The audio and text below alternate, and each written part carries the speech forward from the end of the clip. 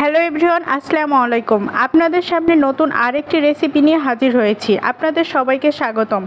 আমার এই রেসিপিটির নাম হচ্ছে চিকেন জালি কাবাব। আপনারা আশা করি এই রেসিপিটি পছন্দ করবেন। আমরা অনেকেই আছি যারা কাবাব বানাতে চাই, কিন্তু আমরা মনে করি যে কাবাব বানাতে অনেক বেশি মশলার প্রয়োজন হয়, কিন্তু আসলে তা কিন্তু না। আপনাদের ঠিক ঘরোয়া কিছু উপকরণ দিয়ে কাবাব বানানোটা দেখাবো। আশা করি আপনাদের রেসিপিটা ভালো লাগবে। চলেন তাহলে রেসিপিটি দেখা যাক। এজন্য প্রথমে আমি কিছু পরিমাণ চিকেন কিমা করে নিয়েছি এবং সাথে দিয়ে দিচ্ছি আদা এবং রসুন বাটা।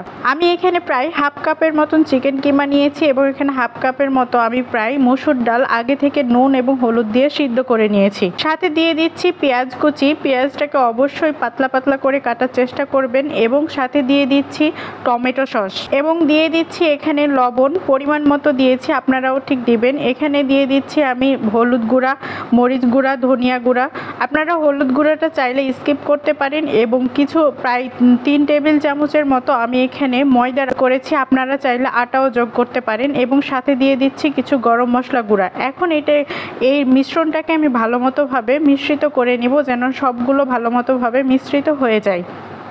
আপনারা ময়দাটা কমিয়ে বাড়িয়ে নিতে পারবেন যতক্ষণ পর্যন্ত না একটা ভালো মতোভাবে শেপ দেওয়া যায়, ঠিক সেই পরিমাণ আপনি ময়দা অ্যাড করতে থাকবেন। যখন দেখবেন যে হ্যাঁ একটা কাবাবের ভালো শেপ দেওয়া যাচ্ছে, তখন আপনারা ময়দা দেওয়া বন্ধ করে দিবেন এবং সেই মিশ্রণটাকে কাবাবের মতো করে দিবেন। আমি এখানে কাবাবের যে সাইজ ঠিক সেই রকমভাবে করে নিচ্ছি। হাতে অবশ্যই তেল মাখিয়ে নেবেন, না হলে কিন্তু হাতে লেগে ধরতে পারে। তাই আমি এখানে হাতে আগে প্রথমে কিছু তেল মাখিয়ে নিয়েছি যেন মিশ্রণটা হাতে লেগে না ধরে, এই জন্য। এখন এটাকে ভালো মতোভাবে কাবাবে শেপ দিয়ে নিচ্ছি। স্ক্রিনে দেখতে পাচ্ছেন আমি ঠিক যেভাবে করতেছি আপনারাও এভাবে করারই চেষ্টা করবেন, তাহলে দেখবেন কাবাবটা একদম পারফেক্ট হবে এবং ভাজতে গিয়েও কোনো প্রবলেম হবে না। আপনারা দেখতেই পাচ্ছেন আমি এখানে কিন্তু বাইরের কোনো সেরকম মশলা ইউজ করিনি, একদম ঘরোয়া উপায়ে আমি এই কাবাবটা তৈরি করছি, কিন্তু খেতে একদম রেস্টুরেন্ট স্টাইলেই হয়েছিল, মানে খেতে অনেক বেশি সুস্বাদু হয়েছিল। এখন একটা বাটিতে আমি ডিম নিয়ে নিচ্ছি, একটাই ডিম নিয়েছি, সাথে দিয়ে দিচ্ছি অল্প পরিমাণ লবণ এবং সাথে দিয়ে দিচ্ছি অল্প পরিমাণ মরিচ গুঁড়া এবং ভালো মতোভাবে সেটাকে মিশ্রিত করে নিচ্ছি। এখন একটি প্যানে ভালো মতোভাবে আমি তেলটাকে গরম যখন হয়ে আসবে, তখন সেই ডিমের মিশ্রণে আমি কাবাবটাকে ডুবিয়ে আবার সে তেলে ছেড়ে দিচ্ছি। ঠিক এভাবে প্রত্যেকটা কাবাব আপনারা তেলে ছেড়ে দিবেন এবং অল্প লো হিটে ভাজবেন।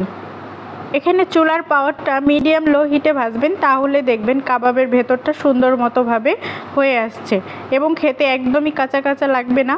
যেহেতু এখানে মাংসের কিমা দিয়েছি, তাই আপনারা অবশ্যই চেষ্টা করবেন যতটা সম্ভব পারা যায় অল্প হিটে ভাজার, তাহলে দেখবেন মাংসটাও ভালো মতোভাবে হয়ে আসবে এবং খেতেও কিন্তু ভালো লাগবে না। কারণ আমরা তো জানি চিকেনের একটা কিন্তু গন্ধ থেকেই যায়, তাই যথাসম্ভব ভালো মতোভাবে ভেজে নেওয়ার চেষ্টা করবেন যেন চিকেনটাও ভালো মতোভাবে ভাজা হয়ে যায় এবং খেতে যেন অন্যরকম না লাগে। এখন আমি এখানে প্রায় 10 থেকে 15 মিনিট ভাজার পর আমি সে ভালো মতোভাবে উল্টিয়ে নিচ্ছি এবং দেখেন যখন এপিট ওপিট ব্রাউন কালার হয়ে আসবে, তখন কিন্তু আমরা এই কাবাবটাকে উঠিয়ে নিব। বেশি ভাজতে যাবেন না, না হলে কিন্তু আবার কালো হয়ে পুড়ে যেতে পারে, খেতে কিন্তু খারাপ লাগতে পারে। তাই আমি ঠিক যেই কালারের ভাবে উঠিয়ে নিয়েছি, আপনারাও এভাবেই কাবাবটাকে উঠিয়ে নেবেন। আমার ভিডিওটি যদি আপনাদের ভালো লেগে থাকে তাহলে অবশ্যই কিন্তু লাইক কমেন্ট করতে ভুলবেন না এবং ইউটিউব থেকে যদি দেখে থাকেন তাহলে অবশ্যই কিন্তু সাবস্ক্রাইব করে দিবেন। আশা করি আপনাদের কাছে আমার এই ভিডিওটি ভালো লেগেছে এবং আপনারা এই ভিডিওটি ট্রাই করতে ভুলবেন না। আমার এই ভিডিও থেকে যদি আপনারা অবশ্যই কোনো উপকৃত হয়ে থাকেন তাহলে অবশ্যই একটা কমেন্ট করে জানিয়ে দেবেন। আজকের জন্য এই পর্যন্ত। আসসালামু আলাইকুম, ভালো থাকবেন।